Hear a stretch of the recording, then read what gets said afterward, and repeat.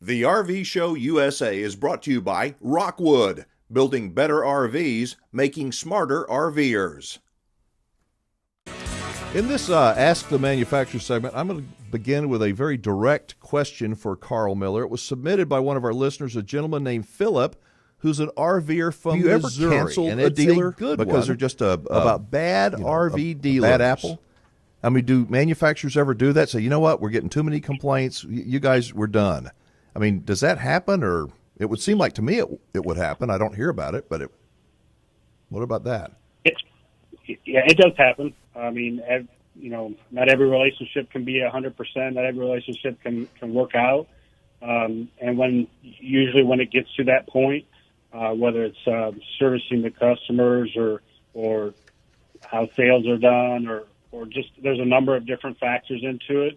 We usually get together with the dealership and say, hey, what do we need to do to go our different ways and try to end this relationship because it's not helping both parties. I mean, the best relationship, the best success is still when the dealer and the manufacturer are at equal playing fields, working together hand in hand, and not that one of them is looking down on the other. And I believe that there's times where the manufacturer is in the wrong in that, and there's times where the dealer's in the wrong in that. But ultimately, if we work together side by side through product failures and also logistics or how warranties are handled, all those different things, if we approach it that way. But unfortunately, there's times where it doesn't work, and we have to go our separate ways and try to fill in another dealership in the area so that they can service the Flagstaff Rockwood customers that are in that area. How can you tell if a dealer actually makes a repair or a fix when they back charge you for something? Maybe if the manufacturer sends a product that needs some work or they haven't completed something, how do you make sure that they've actually done that fix before they pass it along to the consumer? I mean, I guess it's just a matter of trust. There's a level of trust. We do ask for certain repairs to a certain level. I mean, we can't, manage all the repairs, and nor should we have to if we can't build that level of trust. And that's another case where the relationship is probably not right. But there's repairs that get submitted to us, whether it's a warranty or something that we participate in a goodwill call, where pictures have to be submitted in order to get payment. So when they submit a repair, or this is what the trailer looked like before and after, so that way we know that it was done, but also that it was done correctly. So there's a percentage of fixes or repairs that we do ask for information back in order to complete that claim, so that we can ensure that both parties did their job. You and I have spoken previously about some of the differences between the automotive industry and the RV industry. And in the automotive industry, if you have a Ford pickup truck, whether you're in Fort Lauderdale or Spokane, Washington, you go to a dealer there and you get treated the same. It's not that way in the RV industry. And I would imagine from the manufacturer's point of view, finding good dealers that are more that are the best of the best is a constant challenge, because the dealer that hangs a Rockwood Flagstaff flag and sells your product, some of them are better than other ones. I know you want the best of the best. How do you find the best dealers? I mean, how do you weed them out? How do you train them? It just seems to me to be something that is a constant challenge, and it will always be that way, but that's just the nature of the beast. Yeah, it is, and that's the question that we ask ourselves most days, most weeks, is how can we do a better job of vetting service? Sales is one thing, but how do we vet service? And sales on the other side is how do we vet the education of the product that's being sold? And we believe that with the brand names and the demand of the retail customer and the demand of the product, will ensure that the dealership has to step up and service and do their job to support that product.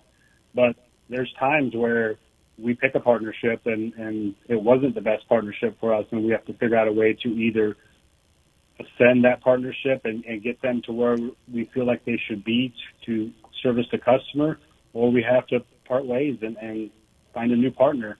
And I believe that as a industry, as a manufacturer, we're going to have to get a little bit more involved in the face-to-face training and education, videos, and we're going to have to get a little more involved in the digital interactive side of it to help our dealers with the ever-changing product and how it works and how it's repaired, and have more boots on the ground.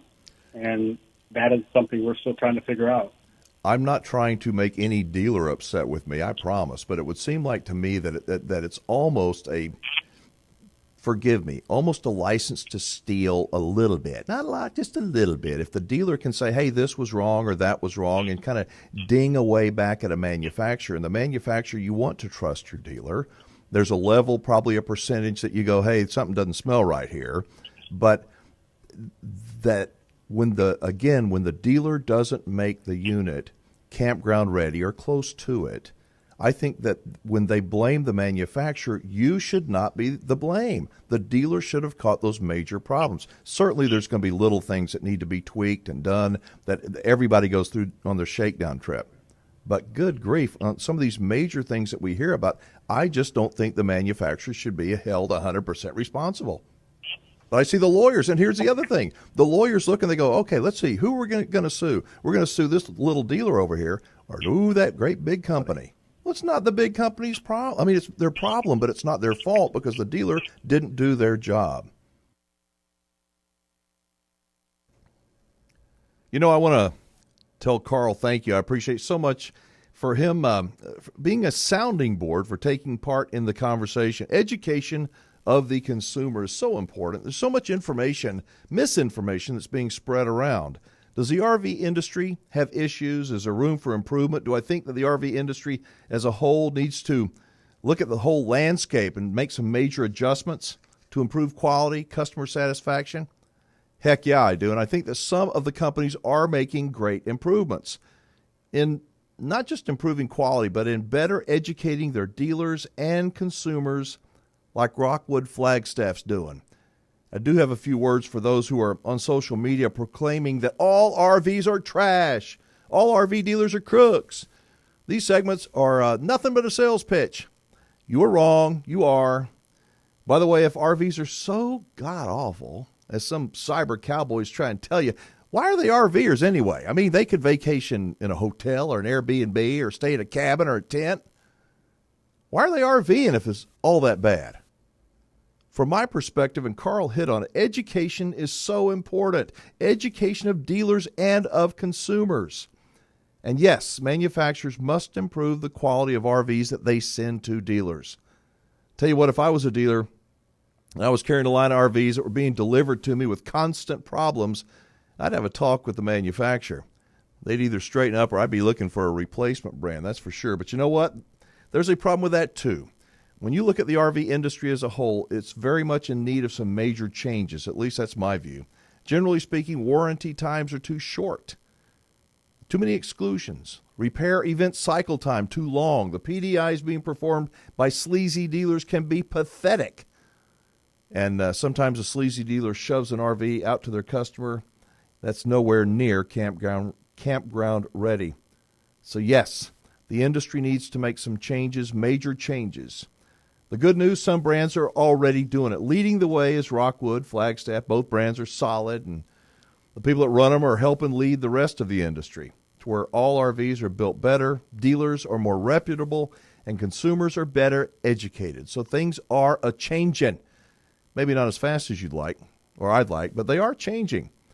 And you know why the industry is beginning to explore these changes? It's on account of you, the consumer, who's speaking up. It's on account of this show, of me continuing to keep the pressure on, trying to be diplomatic at the same time, not being afraid to call a spade a spade. It's on account of some good people inside the RV industry that are challenging the status quo, like those who work with Carl Miller. In the weeks to come, we've got a whole lot more great segments with Ask the Manufacturer. Let us know what you think about these segments. Call us, 1-330-WINGMAN. It's a voicemail only, 1-330-WINGMAN. I'll be right back.